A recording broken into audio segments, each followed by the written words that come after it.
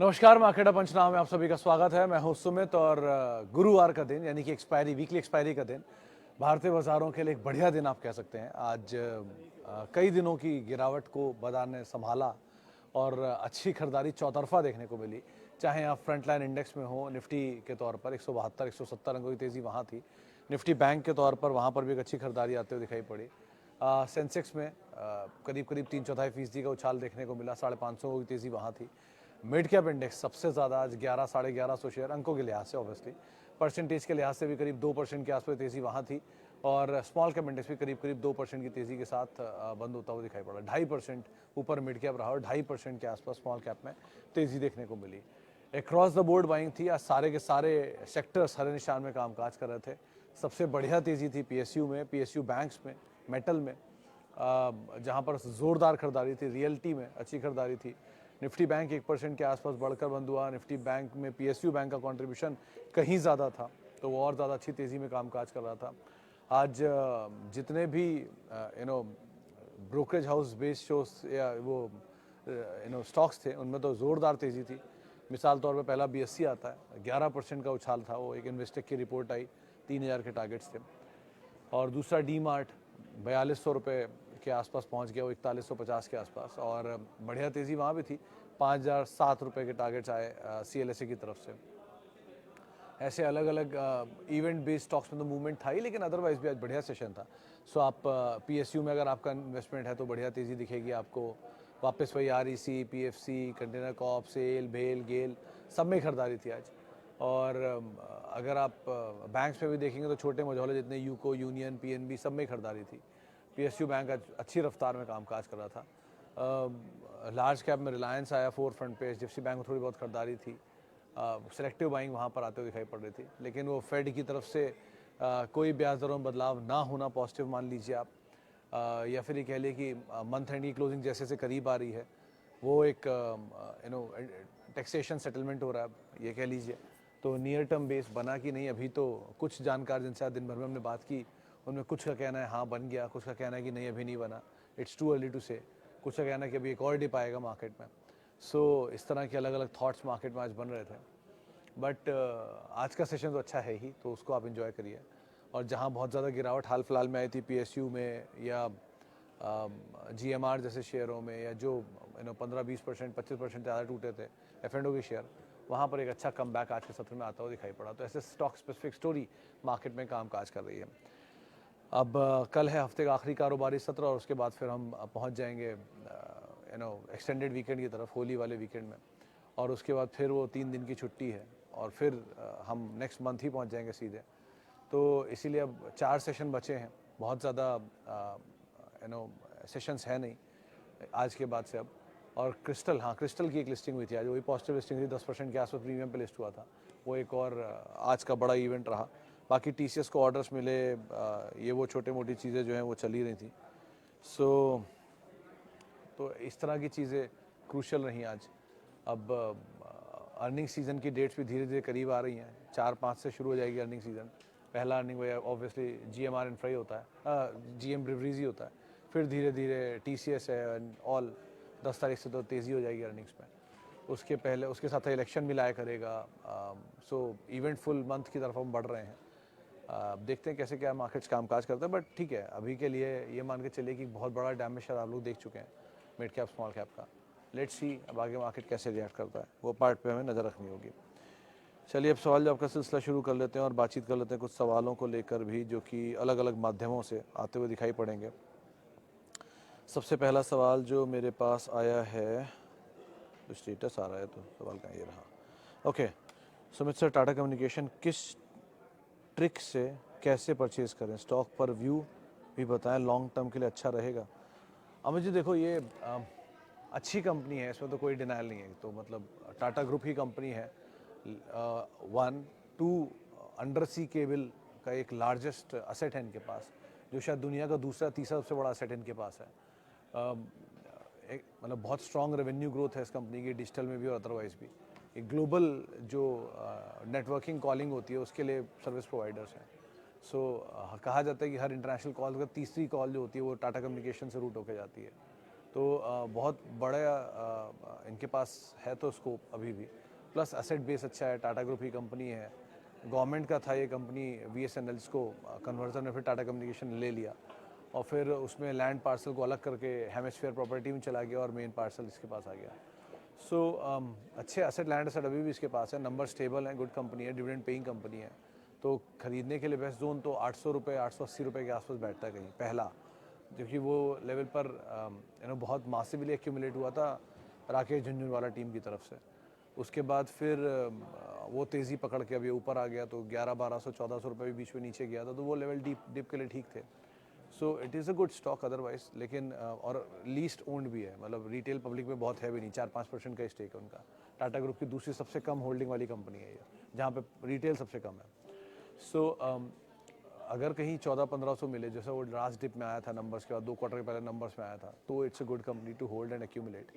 But Tata Elxsi बनेगा या नहीं ये मत सोचे चलिए कि टाटा एलेक्सी बन जाएगा। टाटा एलेक्सी क्योंकि इक्विटी का साइज़ भी छोटा है उसका कंपेरेटिवली टाटा कम्युनिकेशन से, और दूसरा प्रॉफिट वाइज भले वो इससे कम है, लेकिन फिर भी इक्विटी वाइज वो इससे बड़ा है, इससे छोटा है।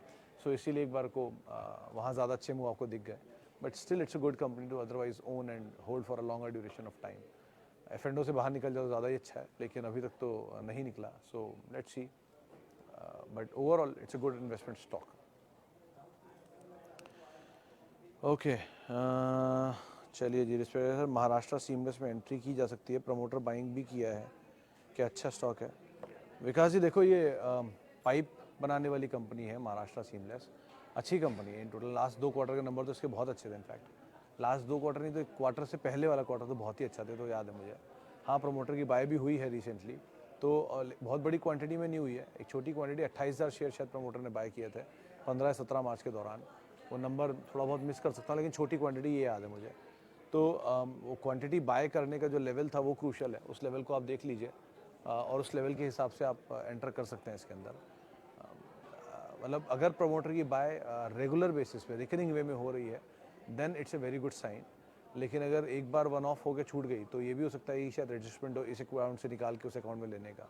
सो उस पार्ट को बस एक बार आप देख लीजिएगा, but that level is very crucial जहाँ पे प्रमोटर बाय करता है, क्योंकि वो लेवल के आके आसपास आके प्रमोटर अगर कंफर्टेबल है तो आपको भी वैसे भी कंफर्ट आना चाहिए।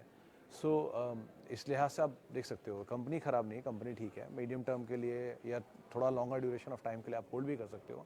और पाइप स्पेस में है, specially oil and gas related ये पाइप पे ज़्यादा काम काज करते हैं, ये वेल्सपन दोनों क्लियर पियर हैं, बट स्टिल ये any day is better than Welspun. तो आप एंटर करना चाहो एंटर कर सकते हो, बट 2 चीज़ों का ध्यान रखना कि प्रमोटर का बाय रिकरिंग है 1, 2 प्रमोटर का बाइंग का लेवल क्या है, ये 2 चीज़ों के ऊपर आप कॉल ले सकते हो। ओके सर, मान्यवर में यहाँ ऐड कर सकते हैं 900 के लेवल पर, I can hold for longer duration of time, want to exit IGL and Adani विलर but I am in loss. तो शर्मा सर देखो, पहले तो अदानी विल्मर केस में अभी कुछ मत करो, वेट करो, क्योंकि वहाँ पे प्रमोटर का डील आने दीजिए, जब भी आए वो कभी ना कभी तो आएगा ही, वरना SEBI एक्शन लेके उसको फ्रीज कर देगा होल्डिंग को उसकी, तो वो तो होना ही है, आज तो कल आना है, तो उसको तो आप होल्ड करो। IGL केस में ऐसी कोई ख़राबी नहीं है कि आप उससे निकलने की कोशिश करो कि बहुत ही ख़राब कंपनी आपको चिपक गई है, ऐसा कुछ नहीं हुआ है। It's a good company, but वो क्योंकि ऐसे सेक्टर में जो रेगुलेटेड है, और रेगुलेटेड सेक्टर में हमेशा ये रेगुलेशन का हर्डल रहेगा ही, कोई भी तेज़ी मिलेगी तो भी और कोई मंदी मिलेगा तो भी यहाँ पर कुछ ना कुछ आता ही रहता है, तो इसलिए थोड़ा रेगुलेटरी सेक्टर में इशू रहता है। अब रही बात मान्यवर की, देखो मान्यवर के केस में ना जो ब्लॉक डील का लेवल था 1180, वो हमेशा एक स्टॉप लॉस मैंने आपको बोला था, वो निकल गया, आपने फॉलो नहीं किया, स्टॉप लॉस के नीचे आ गए। अब स्टॉप लॉस के नीचे आ गए तो सर आप अगर अब आपको लगता है कि नहीं मैं ताजीवन होल्ड कर सकता हूँ तो भी कर लो, कोई इशू नहीं है, बट डिसिप्लिन से निकल चुके हो आप बाहर, तो डिसिप्लिन मार्केट में सबसे ज़्यादा ज़रूरी होता है। अगर आपने डिसिप्लिन और time, patience, time and discipline, 3 चीज़ें होती हैं, अगर आप ये तीनों ही नहीं मार्केट में फॉलो करोगे तो कैसे काम चलेगा। निकल गए बहुत बारी, बहुत ब्रूटली आपको अपना स्टॉप लॉस एक्सेप्ट करना पड़ता है, कई बार उसके नीचे जाते हो के स्टॉप लॉस नीचे, स्टॉप लॉस हंटिंग बोलते हैं उसको, वो भी होता है, जो भी रिसेंटली हुआ था, मतलब स्वान में कह लो या स्नोमैन में कह लो, जिन्होंने स्टॉप लॉस हंट किया और घूम के वापस ऊपर आ गए। सो ऐसी भी चीज़ें होंगी, ठीक है, तो 2-4 रुपये और स्कोप दे दो उसको, लेकिन 1150 1180 का स्टॉप लॉस और वो आज टूट के आप 900 रुपये पे पूछ रहे हो कि क्या करना चाहिए, तो आप ऑलरेडी 180 280 रुपये नीचे हो, इसीलिए यहाँ पर अब अभी खरीदारी मत करो जब तक एटलीस्ट कोई साइन ऑफ रिवाइवल ना आए। वन, या तो स्टॉक स्टेबल हो या नंबर ग्रोथ दिखाए या चीज़ें बेटर हों तो एक बार को एंटर करो, फिर भी बेटर है। लेकिन अभी के लिए एटलीस्ट आउटराइटली बाय जाना ठीक नहीं रहेगा, क्योंकि वो नीचे आ गया सिर्फ इसलिए ले लूँ, ये सही नहीं है लॉजिक। कुछ चीज़ें बाजार के रूल के हिसाब से आपको माननी ही पड़ेंगी। नहीं मानो तो बाजार मनवा देगा, लेकिन मानना तो पड़ेगा ही। End of the day market is supreme, you have to accept it. नहीं करोगे तो कल करवा देगा, लेकिन करना तो पड़ेगा ही आपको। Sir, views on Gokul agro promoter is buying continuously. मैंने ट्रैक नहीं किया, मतलब आई एम रियली सॉरी, मैंने स्टॉक के बारे में अभी तक देखा नहीं। लेकिन गोकुल एग्रो में प्रमोटर अगर बाय कर रहा है रेगुलरली और रिकरिंग वे में बाय हो रहा है तो आप एंटर कर सकते हो। बट एक ही चीज़ देखना कि नंबर भी सपोर्टिव होने चाहिए। ऐसा ना हो कि नंबर हेवायर है और प्रमोटर बाय किए जा रहा है। क्योंकि मैं इसका नंबर नहीं जानता इसलिए मैं इस पर टिप्पणी नहीं करना चाह रहा हूँ, लेकिन फिर भी ये चीज़ को ध्यान रखना है, अगर नंबर सपोर्टिव हैं और प्रमोटर बाय कर रहा है तो you can outrightly go for it. Sir, IT में कौन सा शेयर लॉन्ग टर्म के लिए ले सकते हैं एट CMP? अली साहब, अगर आपने अब तक कोई शेयर नहीं लिया है तो पहला नाम तो ऑब्वियसली TCS ही रहेगा। आराम से आप लीजिए, सुकून से लीजिए, कोई जल्दी नहीं है लेने की, कहीं भागी नहीं जा रही हो बस की छूट गई और निकलेगा भी मौका नहीं मिलेगा। आज लीजिए 4,000 रुपये पे, थोड़ा नीचे है थोड़ा और लीजिए, थोड़ा नीचे है थोड़ा और लीजिए, एक्यूमुलेट करिए basically and hold it for good duration. इसको जब आप इकट्ठा कर पाओ या आपके पास ये आ जाए, फिर आप थोड़ा बहुत एक्सपेरिमेंट करना। और Oracle इज़ अनदर गुड बेट, जिसको आप ले सकते हो for a longer duration of time, इसलिए भी क्योंकि वो ग्रोथ साइड पर है ही। मतलब इंटरेस्टिंग है कि Oracle का जो पेरेंट का स्टॉक है वो 20% चला है हाल फिलहाल में, डोमेस्टिक का स्टॉक अभी इतना नहीं चला है। फॉलो अप बाइंग आ सकती है। Oracle एक अच्छा बेट हो सकता है। इसके अलावा हैप्पीएस्ट माइंड ठीक कंपनी है, होल्ड कर सकता है कुछ समय के लिए, मीडियम टर्म के लिए, लेकिन वो कब चलेगा पता नहीं। लॉन्गर ड्यूरेशन ऑफ टाइम के लिए आपके पास अच्छे विकल्पों में टेक महिंद्रा है, अच्छे विकल्पों में L&T इन्फोटेक माइंड ट्री बढ़िया दाम पर आ रहा है, धीरे धीरे आप उसको एक्यूमुलेट कर सकते हो। लेकिन एक ही चीज़ का ध्यान रखना, पहले लार्ज कैप अच्छे से इकट्ठे कर लो, फिर मिड एंड स्मॉल कैप में जाना। जो भी कोई बोले कि नहीं छोटा सुबेक्स ले लो, छोटा 3i इन्फोटेक ले लो, जिनके ये छोटे शेयर हैं, मानता हूँ इनके दाम कम है, चलेंगे तो आपको ज़्यादा प्रॉफिट हो जाएगा, बट इनके नीचे आने की गुंजाइश भी उतनी ही होती है, उतनी तेज़ी से नीचे भी आते हैं जितनी तेज़ी से ऊपर जाते हैं। थोड़ा स्टेबल हो जाइए, उसके बाद आप एग्रेशन से खेलते रहिए, कोई रिस्क नहीं है फिर। अमित जी का सवाल है, सुमित सर, इंडसइंड बैंक इस लेवल पर लेना सही रहेगा? थोड़ा पोर्शन अभी डाल सकते हैं क्या? थोड़ा तो एटलीस्ट आप कर सकते हो अमित जी, बहुत ज़्यादा नहीं, बट हाँ थोड़ा थोड़ा ऐड कर सकते हो एटलीस्ट। ये बाकियों के कंपैरिजन में जो HDFC और कोटक है उनके कंपैरिजन में थोड़ी मजबूती में है। SBI, IndusInd and ICICI, 3 bank at least वैसे रीजनेबली गुड है, और क्वांटिटी भी अगर आप थोड़ा थोड़ा जाना चाहो तो जा सकते हो। But longer duration of time HDFC bank is the front runner at least as of now. बाकी चलता नहीं है, वो बात सुनने के लिए मैं तैयार हूँ, लेकिन ठीक है, better wise HDFC bank, IndusInd, इन लेवल पे आप थोड़ा ऐड कर सकते हो। Okay ji,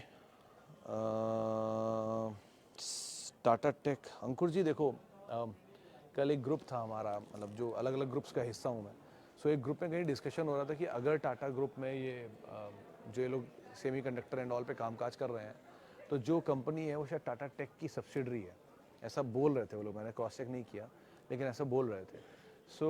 I was not very much convince about it अभी तो, लेकिन गोइंग फॉरवर्ड अगर ऐसा कुछ कंसोलिडेशन होता है तो बेनिफिशियरी हो सकता है, अगर होता है तो। दूसरा, एक ही बड़ा कंसंट्रेटेड रिस्क है कि इस कंपनी का सबसे बड़ा client is Jaguar JLR, and likewise Tata Elxsi का भी सबसे बड़ा क्लाइंट इज JLR।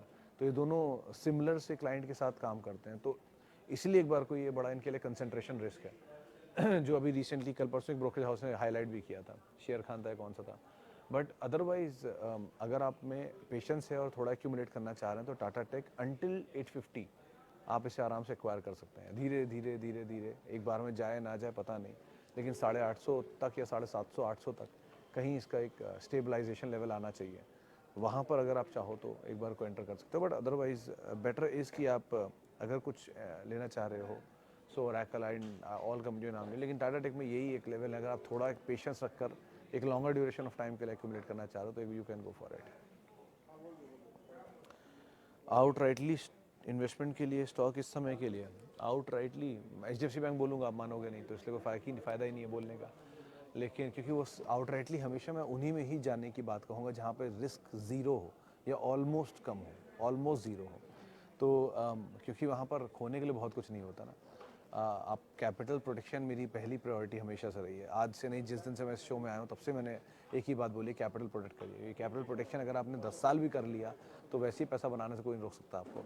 लेकिन कैपिटल प्रोटेक्ट ही नहीं कर पाते सब लोग, क्योंकि जब भी बुल रन आएगा आपको छोटे ल्यूक्रेटिव ऑफर इतने अच्छे लगने लग जाएंगे कि आप लार्ज कैप बेच के तुरंत वहाँ पहुँच जाओगे। बुल रन का बेस्ट साइन होता है कि आपके पोर्टफोलियो में आप खुद चेक करना कि जब आप शुरू करोगे तो लार्ज कैप होगा, लेकिन जैसे ही बुल रन आएगी आप तुरंत मिड कैप स्मॉल कैप में पहुँच चुके होंगे। अगर आप मिड कैप स्मॉल कैप में तुरंत पहुँच चुके हो और लार्ज कैप खत्म हो गया है या ऑलमोस्ट जीरो हो गया है, तो इसका मतलब आप बुल रन की पीक पर आ चुके हो या बुल रन पर आप पूरी तरह से राइड हो चुके हो। अब आप आउट राइटली बहने के लिए तैयार हो, उसी दिन बाजार नीचे आएगा, क्योंकि उस दिन आपके पास भर भर के मिड कैप स्मॉल कैप हो चुके होंगे। एनीवेज, लेकिन ये अब तक देखे गए नंबर्स हैं और कुछ नहीं। तो ये पुराने एक्सपीरियंसेस कह लीजिए मार्केट के।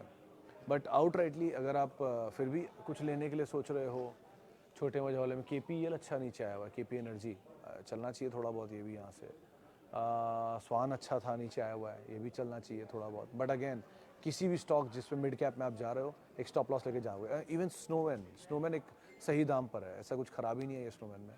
प्रमोटर के लेवल से अभी भी बहुत ऊपर गया नहीं है, और पुराने लास्ट प्रमोटर की 73 पाएंगे, उससे तो नीचे ही है लास्ट टू लास्ट। सो अभी भी मुझे लग रहा है इनमें आप जा सकते हो आउट राइटली, इफ इनकेस आप जाना चाहो तो। IIFL for this time, IIFL के केस में उनियाल साहब, जब तक स्ट्रक्चरल इशू है तो स्ट्रक्चरल इशू की वजह से एक बार को मैं थोड़ा स्केप्टिकल हूँ। 33% इनके टोटल कारोबार का हिस्सा गोल्ड रेवेन्यू से आता है और उतना ही स्टॉक करेक्ट हुआ है। तो बाजार ने ये डिस्काउंट कर लिया कि इनको यहाँ से ज़ीरो रेवेन्यू आएगा। तो अगर ये ज़ीरो रेवेन्यू आएगा और आगे बाकी कारोबार में भी कुछ इशू आता है तो बाजार और स्टीपली रिएक्ट कर देगा। सो एक बार को इसलिए अवॉइड करिए। और बहुत अच्छी अच्छी चीज़ें हैं बाजार में, उनको देख लीजिए इंस्टेड ऑफ जहाँ रिस्क है, जहाँ डर है, वहाँ क्यों जाना। थोड़े दिन के लिए अवॉइड कर लीजिए। बाकी फिर भी आप लेना चाहते हो तो एक क्लोज स्टॉप लॉस साथ या रिसेंट लो के स्टॉप लॉस साथ एंटर करो, ज़्यादा बेटर है। सर मेरे पोर्टफोलियो में लार्ज कैप 62% है, mid cap 30 and small cap 8। Can I shift large to mid और स्मॉल या फ्री बाइंग? तो अमर जी देखो, आपका एज मुझे नहीं पता, लेकिन अगर आपका एज कहीं 35-40 की रेंज में है तो आप थोड़ा थोड़ा मिड कैप स्मॉल कैप में जा सकते हो, थोड़ा थोड़ा, बहुत बड़ा नहीं। बस आपका रेशियो ये जो 62 है 50 मिले हो, और 12% जो एडिशनल है वो mid cap and non small cap में जा सकते हो। लेकिन वो पेनी कैप स्मॉल कैप का मतलब ये नहीं होता कि वो 2 रुपये का शेयर, 5 रुपये का शेयर। आपको एग्जांपल देता हूँ, BSC का जो शेयर है वो स्मॉल कैप है, ठीक है। Small capital is not the भाव, small capital is the capital जो छोटा हो। तो Reliance capital is the largest capital, क्योंकि उसकी मार्केट कैप भी 20 लाख करोड़ है। TCS largest market cap 15 lakh crore, HDFC bank 13 lakh crore. Mid cap में अगर आप जाना चाहोगे तो आपको दिखाई पड़ेगा पॉली कैप 50,000 करोड़, या हीरो मोटो का वैसे मिड कैप होना चाहिए लेकिन लार्ज कैप कैटेगरी में आता है, क्योंकि नाम भी और पहले 1.5 लाख करोड़ थी मार्केट कैप। सो ऐसे कहीं 10 से 15,000 करोड़ या 20,000 करोड़ वाले में आते हैं मिड कैप। फिर आप थोड़ा और नीचे आओगे तो 5,000 करोड़, 4,000 करोड़, 3,000 करोड़ वाले आएंगे स्मॉल कैप। सो 7,000 करोड़ तक मान लो मोटा मोटा।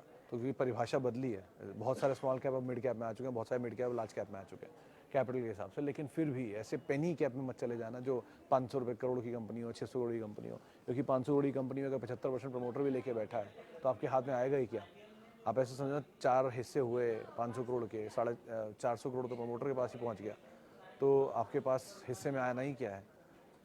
380 करोड़ 200 मतलब बचा कुछ है, जो 50-60 करोड़ रुपए बचेगा वो कहीं रिटेल के हिस्से में आएगा, और उसको रिग करना बहुत आसान होता है। सो ऐसी रिगिंग वाली कंपनी से दूर रहिए, बेटर रहिए उनके साथ जहाँ पर एटलीस्ट कैपिटल है, फंड्स हैं। जहाँ स्मॉल कैप में म्यूचुअल फंड एंटर कर रहे हैं उनमें एंटर करिए, सेफ होता है फिर भी। सो आप शिफ्ट कर सकते हो, but the name and the quality of the company does matter, तो उस हिसाब से कॉल लेना। MRF फ्रेश बाय अगुन जी कर सकते हो, मतलब लोग कहेंगे कि इतना महंगा शेयर बाय करवा रहे हो, लेकिन MRF में कोई भी डिप मिले तो आप आराम से बाय कर सकते हो, क्योंकि इसमें अब तक कोई बोनस स्प्लिट का हिसाब किताब है नहीं। 40 लाख शेयर है कुल, 40 लाख में से 23% प्रमोटर के पास है, यानी 1/4 प्रमोटर के पास है। सो 10 लाख शेयर वहाँ चले गए, बाकी LIC एंड फंड मिला के 10 लाख शेयर ले गए। कुल मिला के ना 10 लाख शेयर ही है बाजार में मोटा मोटा, और उसमें बहुत सारे ऐसे HNI छोड़ेंगे ही नहीं शेयर अपने।